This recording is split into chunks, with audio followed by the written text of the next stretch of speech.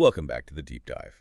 Today, we're looking at something that sounds, well, a little dull on the surface coke fuel in 18th century Britain. Right. But it's not just a fuel. It's really the chemical catalyst that unlocked the entire Industrial Revolution. That's the angle. Mhm. So for you listening, we're going to hit this from three sides. Exactly. We'll look at the technical evolution itself, the immediate crises it was designed to solve, and then the huge sweeping impact it had on society. Okay, let's unpack that. And I think the best place to start is with the crisis.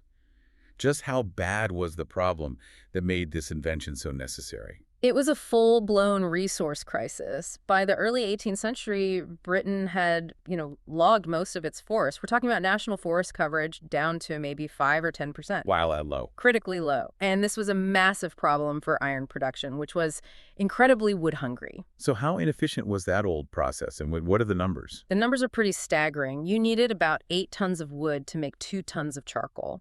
And those 2 tons of charcoal would only get you 1 single ton of pig iron. An 8-to-1 ratio, that's just completely unsustainable. Absolutely. And it made firewood incredibly expensive. So wait, Britain had tons of coal, right? The stone coal. Yeah. Why didn't they just switch to that? That was the big problem, the chemistry. Raw coal is full of sulfur, maybe 1 to 3%. And that's bad for iron. It's a disaster. When you smelt with it, the sulfur gets into the iron and causes something called hot shortness. Hot shortness. Yeah, or heat brittleness. Imagine trying to forge a piece of metal and it just shatters. It becomes useless, like a biscuit.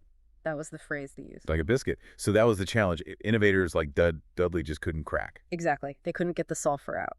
So the real breakthrough wasn't a new material, but a new process. That's it. And it came in 1709 with Abraham Darby I at Coalbrookdale. So what did he do differently? What was the secret? Well, he borrowed a technique from an unlikely place. Beer making. Specifically, how they roasted malt. From beer to iron. Okay. He started coking the coal. He would heat it to these incredibly high temperatures, like 1,000 degrees Celsius, but in an oven with no air. So it wouldn't just burn up. Right. It bakes.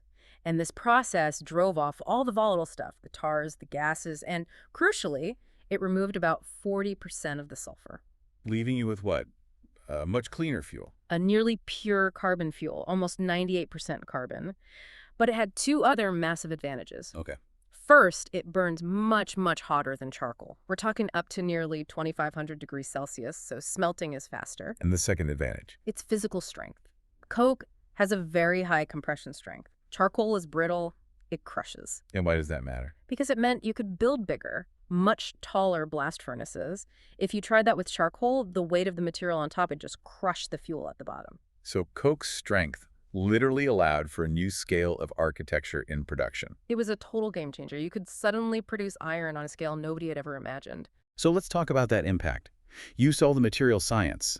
What happens next? The whole system just accelerates. By 1775, the UK is pumping out 50,000 tons of coke-fired iron. And that scale must have crashed the price. It did. The cost of something like artillery, a cannon, was literally cut in half. It dropped from 120 pounds a ton to just 60. That fuels military and industrial expansion. But the innovation didn't stop with the iron, right? The No. coking process itself created other And things. byproducts. Yeah. All that gas and tar that was baked out of the coal, that became a resource. And that led to gaslighting. Exactly.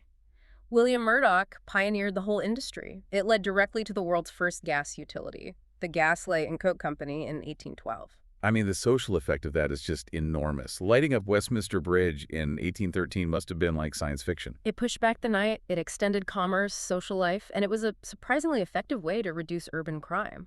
It changed how people lived in cities. And this tech didn't stay in Britain for long. No, it spread quickly, to France, then to Germany. This is what cemented Britain's status as the world's factory and really kicked off global industrialization. So to bring it all together, Coke wasn't just one solution, it was a double hit. It solved the wood scarcity problem. The resource crisis. And at the same time, it solved the quality control problem of sulfur in the iron. It just unleashed production on a scale the world had never seen. It really did. And it raises a fascinating question for today, The lesson here is that an environmental constraint wood scarcity forced a technical innovation that built our modern world. So what's the modern equivalent? Well, that's the thought to leave you with. What resource bottleneck today, maybe a scarcity of rare earth metals or clean water, is Mhm. going to force the next civilization-defining leap in material science?